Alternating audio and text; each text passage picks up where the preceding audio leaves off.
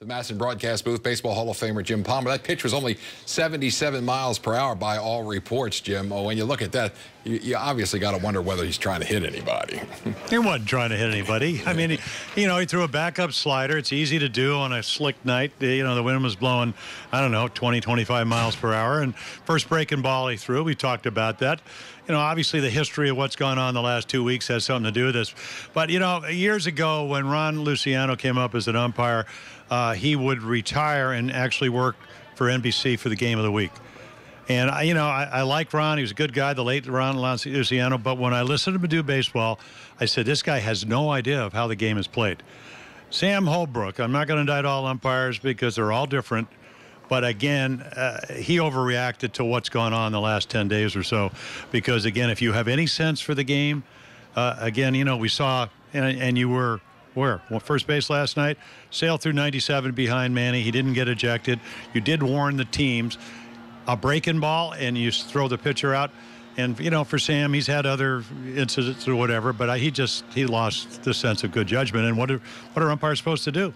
They're supposed to be the decorum of good sense and judgment. Tonight he wasn't. Jim, in Adam Jones' case, here's a veteran guy that's been around a long time. I mean, and Sam Holbrook again, you could see him just sitting there for a second, 2, 3 seconds before he went, oh, strike.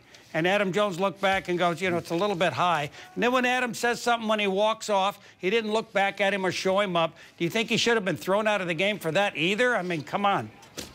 No. Well, I don't think anybody watching on MASN or any of the fans here came to watch Holbrook umpire tonight. But again, right here, it's a high curve ball. It's a delayed right there. Adam goes. And then, of course, the next one would be a high fastball. He'd swing through it. So he's not happy. I don't blame him. And right here, he's talking and he throws him out. He didn't need to do that. He did do it. And again, I mean, this, you want to try to control the game. Obviously, if you're an Oriole fan, you're watching this, and they got the brunt of it. But, and it doesn't help you score runs. The Orioles scored 2 runs, and you're not going to win with that up here at Fenway Park. But, the good news is Blyer does pitch. He's a young pitcher, not young, but an experienced pitcher, mostly minor leagues. He comes in, he kind of saves the bullpen.